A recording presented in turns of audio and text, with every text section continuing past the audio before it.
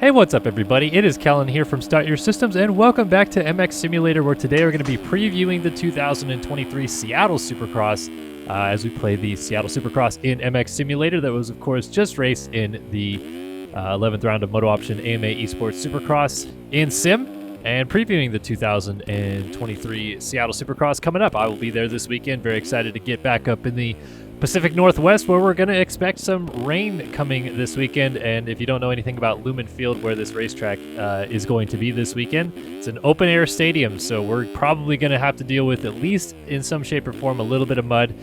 Totally, of course, depends on how much rain we get, but it seems like we're expecting, at least forecast wise, to get a decent little bit on Friday. Have to imagine press day won't happen then, and then some of it on Saturday as well, just kind of intermittently throughout the day. There's not really any sign of it just not happening at all. I think we will get some rain, but so we'll talk about this track a little bit, break down what it could look like if it stays dry, and then obviously talk about what could happen if it gets wet. Just for starters, of course, this track is the 11th round of the series, but the notable thing about this track is this was the track that was created by the winner of the competition in Monster Energy Supercross, the official video game 5. They did the same thing last year. They had a track competition in Supercross 4 where people could create the track in the video game and submit it as an entry to potentially be used in real life at a Supercross round coming up in the future. And it turns out that Seattle is going to be the one that they use it as. So this track was created basically by a video game. As such, it is a little more cookie cutter because of that. There's not like custom obstacles that they can include, so there's a lot of 3-foot singles, 5-foot singles, tabletops, and so on and so forth. So it's a pretty standard-ish track. I feel like it's not wildly different than some tracks that we have seen. There's a couple, like more 90 degrees, I guess, than we normally see with these back and forths across the start straight. And then there's the sand section to the outside of the first corner that's a little bit unique as well. But everything else is pretty standard, pretty much like your typical rhythm section jumps and stuff like that. Even so, there's still a couple different options in each rhythm that present themselves. You may have noticed that first rhythm section that I'm coming up to here went on-off triple, so triple on-off, triple through it, but you can also tuck inside if you want, and maybe double in right here, so then you could quad off of this and jump off the track like I did right there. But then you triple down into this transition right here, double into the corner. I don't know. I feel like because it might rain, all of this is just a moot point, and they might just double all the way through there. But we've had it in the past before where Seattle is supposed to be a rainer or a mudder or whatever you want to call it, and then the jump still remains somewhat doable. So we see a mix of triples and step-ons and a couple other options mixed in there. So maybe it's a little bit different than that. Either way, like I said, rhythm lane-wise, you got that standard one through that first rhythm section. Here, you could either go inside double, triple, or outside and then triple in right here, and then triple again, and single to the corner. You might be able to bust a quad out right there, but I highly doubt that. And then here, there's a couple different options in this one, actually. You could go double, quad over, single to the inside. There is a rut in the sim version of this track right there. You could go triple quad like I was doing the first couple of laps. You could go double over table double. So definitely a lot of options that are presented on this racetrack if you so choose to partake in them. But usually speaking, the options are pretty much standardized by the time that the night show comes around, unless the rain changes things up. So like I said, rain in the forecast this weekend. There's a chance that we have maybe some of these jumps cut down because of that. Maybe they don't build the whoops as gnarly. Like they built the whoops gnarly in the sim version. Closer together, peaked out, so you have to stay in a lower gear, be right on top of them all the way through, and it bit a lot of guys in the sim race. I don't foresee it being as difficult in real life for some reason. I feel like they'll cut them down a little bit just because of the rain. But even so, it's still going to be a tricky section going into a Supercross triple right before this finish line jump, because if you're battling for a transfer spot, for example, you might have someone Hail Mary the whoops and run it a little deep on that Supercross triple, and then you might also have someone get sketchy in the whoops and not be able to do the Supercross triple while they're in a battle. So that's always like a unique option when they build whoops into a Supercross triple. It's something that they don't do that much of, so it'll be interesting to see how it plays out at this round specifically. Maybe it's interesting, maybe it's not, maybe it doesn't matter, I don't know, but to me it seems like it would be a little bit of a unique challenge for those guys. Yeah, most of the rhythm lanes, though, I feel like it kind of presents itself as a couple main options that work and a couple different options that you could see maybe developing based on the rain and whatnot, but it totally just depends on how much it's going to rain. Like I said, it does seem like it's going to rain in some shape or form through most of the day on Friday, most of the day on Saturday. It just depends on how much of it we get, I guess. I think because of that, they might have the track covered for a lot of today and into tomorrow, and eventually take it off like right before practice on Saturday begins. So maybe that saves the track a little bit and we get some, dry spots on Saturday. But we'll see. I think that we're going to, in some shape or form, have a wet track. How muddy it gets is entirely dependent on how well they keep it covered, whether or not they use any sort of substances to keep it dry, and how much track work they can get in between sessions as well to maybe add some dirt to some sections and make it so those low-lying areas don't get as puddled up and whatnot. So, that's kind of the synopsis of the rain potential.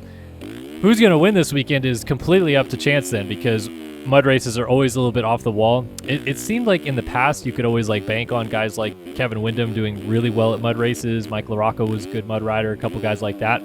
Larry Ward won a lot of mud races. But nowadays, we always say, Barsha, Plessinger, those guys are tremendous in the mud. But then we get to the actual race where there's a mud race, and really everybody's pretty good in the mud. Like Eli Tomac is a good mud rider. Ken Roxon is a good mud rider. Cooper Webb, his only ever win in pro motocross was in the mud in the 450 class. So these guys know how to get it done in any conditions, and I don't think that it necessarily super changes the power rankings up that much.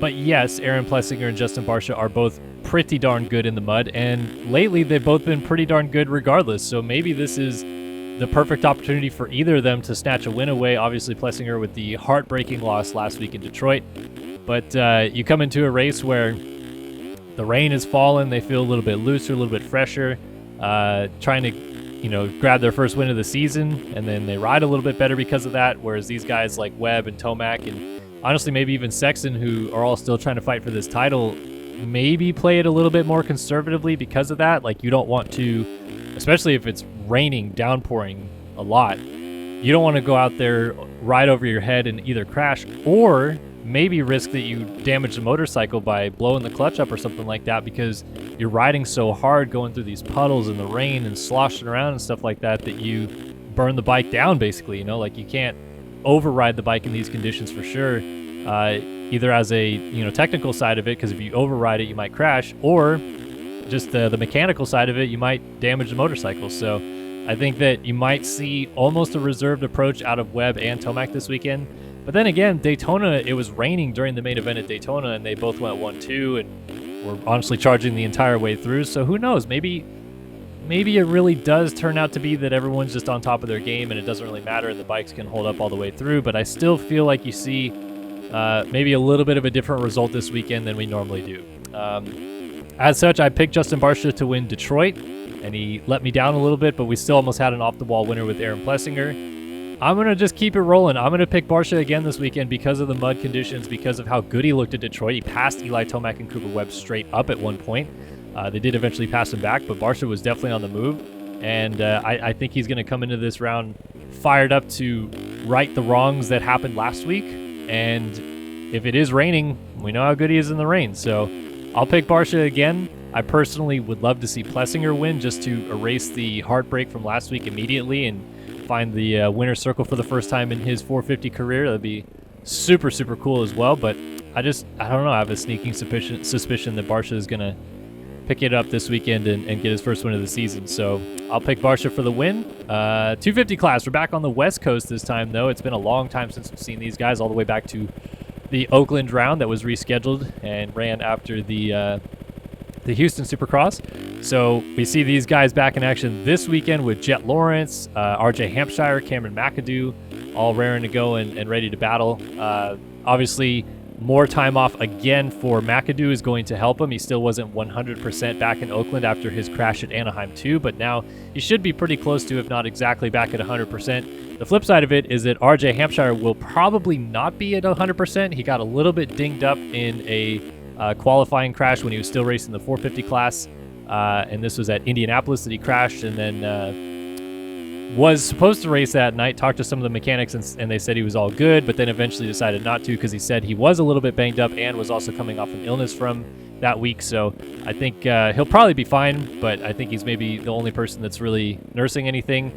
And it really just comes down to, is there going to be something that stops Jet Lawrence? To be honest with you, he's been 3 of 4 through the first 4 rounds of the year, just like his brother Hunter, who's now 5 for 6. And Jet's trying to steal the brotherly, I guess, win total back into his favor. They're both sitting on 10 wins each now in the 250 class, so Jet would love to be the first brother, I guess, to go to 11. But again, also kind of like in the 450 class, Jet's got a fairly decent-sized championship lead right now based on those guys getting hurt and Jet winning the races that he has. And so because of that, maybe he does ride a little bit more conservative in the muddy conditions if it's really wet, especially just to make sure that he doesn't put a DNF on the cards, because, you know, if he overrides the bike and blows it up again, you have suddenly, let's say, I don't know, McAdoo wins the main event, McAdoo would be right there again, like in terms of a points battle. So if you're Jet, you just got to ride conservatively. You got to not do something that's going to damage your championship hopes this year, especially because he's so focused as well on trying to move up to the 450 class for pro motocross that the last thing you want to do is make this 250 title fight a nail biter, so you can't even focus on getting ready for the outdoors. He just wants to coast this thing home, I'd assume. As much as he wants to win races and all that, I don't know that he's going to break his neck to win it if it's, you know, a real mudder. So as such, I feel like because we're going to see some rain, because we might see a little bit more chaos in that regard, I'll pick Hampshire to win this weekend, just to be off the wall again. Man, I don't know if I even like that pick, though. Like, part of me wants to just say, whatever, Levi Kitchen's going to win because he's the only other guy that has a win this year, and he's from the Pacific Northwest as he lives walking distance from Washougal in Washington.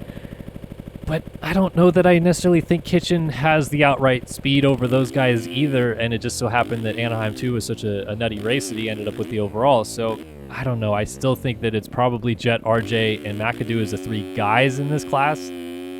Maybe Pierce Brown comes in and steals a win. Who knows? But I'll pick RJ. So I got Barsha and RJ Hampshire this weekend for the wins in Seattle, just to be a little bit different. I'd love to hear what you guys have to say. Maybe it is just as simple as Tomac and Jet getting it done again. But yeah, love to see some fun winners get in the mix and maybe make this title fight a little bit more interesting.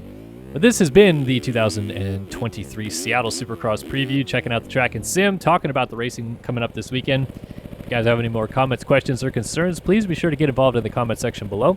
And be sure to download this track in the description below as well. I'll have a link down there for you guys to check it out as well. So thanks, guys, for tuning in. Hopefully you enjoyed this one, and we'll see you in the next one. So long for now.